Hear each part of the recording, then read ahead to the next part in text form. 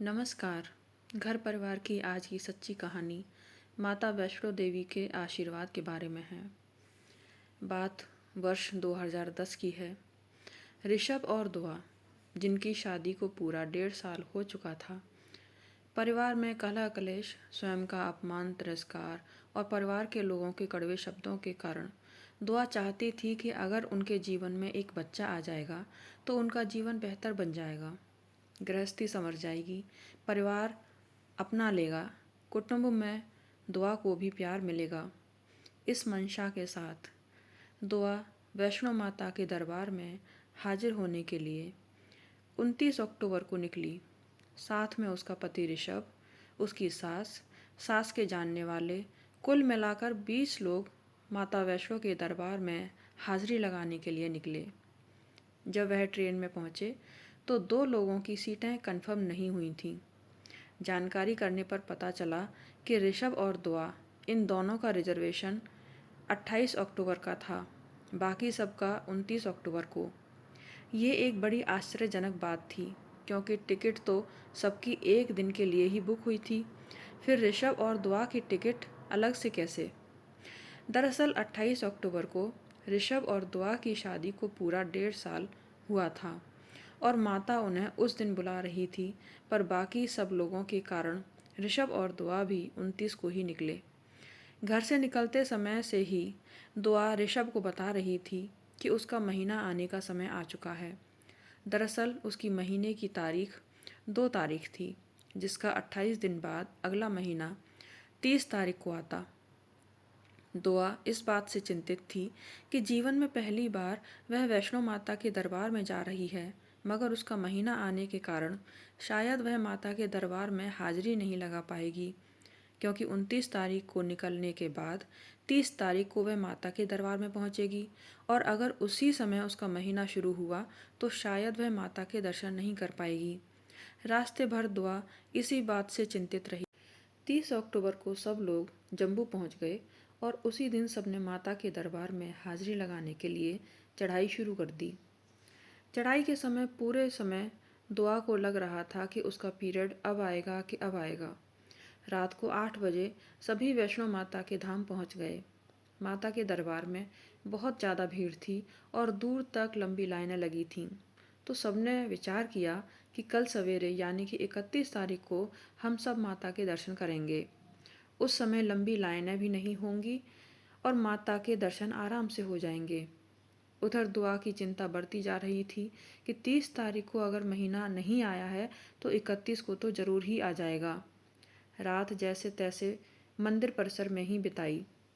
31 अक्टूबर को सुबह 5 बजे सब नहा धोकर माता के मंदिर में हाजिरी लगाने के लिए चल पड़े। कोई भीड़ नहीं थी, रास्ता एकदम साफ था। सबने माता जी के बहुत अच्छे दर्शन पाए। वैष्णो माता के दर्शन करने के बाद सब लोग निकल गए भैरव बाबा के दर्शन के लिए और फिर वहाँ से वापस नीचे आने के लिए उतरना शुरू कर दिया। अब दुआ को बड़ा आश्चर्य हो रहा था कि माता के दर्शन करने के पहले तक जो उसे लग रहा था कि बस अभी ही महीना शुरू हो जाएगा, वह दर्शन करने के बाद उसे महसूस नहीं हो रहा था। यह बात उसने ऋषभ को भी बताई कि मंदिर आने तक मुझे यह लग रहा था कि पीरियड अब आएगा, पर अब मुझे बिल्कुल नहीं लग रहा है कि मेरा पीरियड आएगा। ऋषभ ने उसकी बातों पर ध्यान नहीं दिया शायद। 31 अक्टूबर सबने जम्मू में बिताई और 1 तारीख को वापस घर के लिए रवाना होने के लिए जम्मू से कटरा तक आने के लिए बस पकड़ी। बस में बैठने के बाद से ही दुआ को ऐसा लग रहा था जैसे कि वो यहाँ पर कुछ छोड़कर जा रही है, उसका कुछ यहाँ पर छूट रहा है। जम्मू से कटरा तक पहुँचने में दुआ पूरे रास्ते रोती रही। ऋषभ ने 1-2 बार पूछा कि क्यों रो रही हो, पर दुआ इतना ही कह पा रही थी, मुझे ऐसा लग रहा है कि मेरा यहाँ बहुत कुछ छूट रहा है। ऐसा लग रहा है कि जैसे मैं अपना घर छोड़कर जा रही हूँ।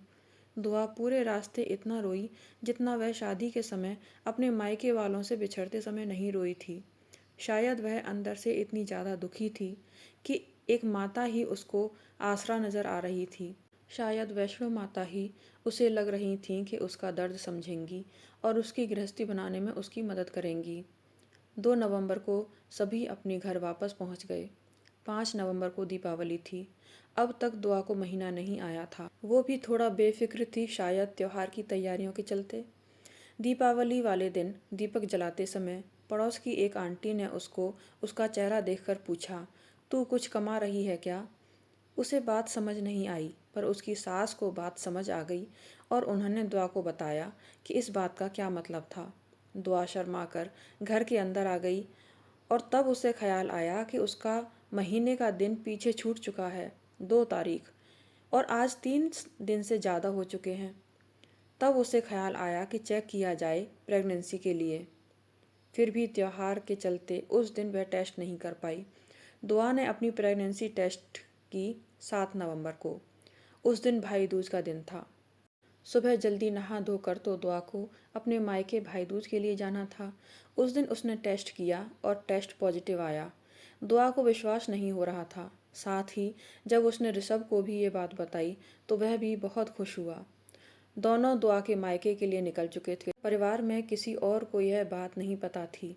वैसे तो दुआ जब भी अपने मायके आती तो कम से कम 1-2 दिन रहकर जाती, पर उस दिन वह केवल 2-3 घंटे के लिए ही आई। कुछ तो ऋषभ के पास भी समय कम था। अगले दिन उसे ऑफिस जाना था। फिर दुआ ने अभी तक परिवार में किसी को नहीं बताया था अपनी प्रेगनेंसी के बारे में। इसके लिए भी उसे अपने पति के साथ घर वापस जाना था। 3-4 घंटे में मायके में अपना काम निपटाकर दुआ और ऋषभ वापस ऋषभ के घर के लिए रवाना हुए। रास्ते में ट्रैफिक में जब ऋषभ ने गाड़ी खड़ी की तो 3-4 बार दुआ ने उसे टोका, तुम गाड़ी उल्टी क्यों चला रहे हो? दुआ को लग रहा था कि गाड़ी पीछे की तरफ चल रही है, और एक बार तो दुआ जोर से चिल्लाई, इतनी तेज पीछे गाड़ी मत लेकर जाओ। ऋषभ को समझ आ गया कि प्रेगनेंसी के चलते दुआ को चक्कर आ रहे हैं, पर दुआ को ऐसा पहली बार फील हो रहा था, इसलिए वह इस अवस्था को समझ नहीं पा रही थी कि क्या हो रहा है उसके साथ। दोनों घर पहुंचे। घर में सबको प्रेगनेंसी के बारे में बताया। सबने कहा अच्छा है, पर इससे घर के माहौल में ज़्यादा कुछ बदलाव नहीं आया, जो कि दुआ अब तक झेल रही थी ऋषभ के परिवार के साथ। पर दुआ के अंदर बहुत कुछ बदल चुका था। दुआ की ज़िंदगी बहुत बदल चुकी थी। दुआ ने नोटिस किया, एक दिन जब वह दिन के समय सो रही थी तो कुछ छोटी बच्चियां उसके पास एक निमंत्रण पत्र लेकर आईं, जिस पर कुछ तारीख लिखी थी।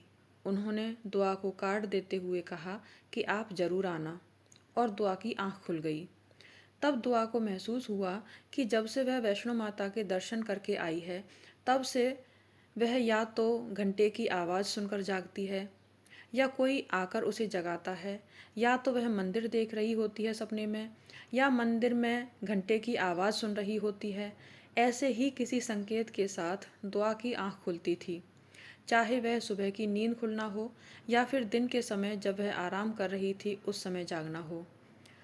उस दिन जब छोटी बच्चियां सपने में दुआ को वह कार्ड देने आईं तो दुआ को बहुत अच्छा लगा। वह समझ गई कि वैष्णो माता ने उसके लिए दोबारा दर्शन करने के लिए निमंत्रण भेजा है। खुशी में पगलाई हुई सीधा अपनी सास के पास बाहर वाले कमरे में पहुंची।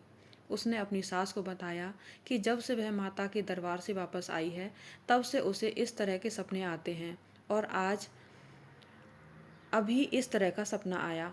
दुआ की बात सुनते ही सास ने अपने दोनों हाथ जोड़कर ऊपर की ओर खड़े किए और बोल पड़ी, हे माता, मेरे यहाँ आने की ज़रूरत नहीं है, चाहे जहाँ जा, बहुत हैं तेरे चाहने वाले, किसी के घर भी जा, मेरे घर में आने की ज़रूरत नहीं है।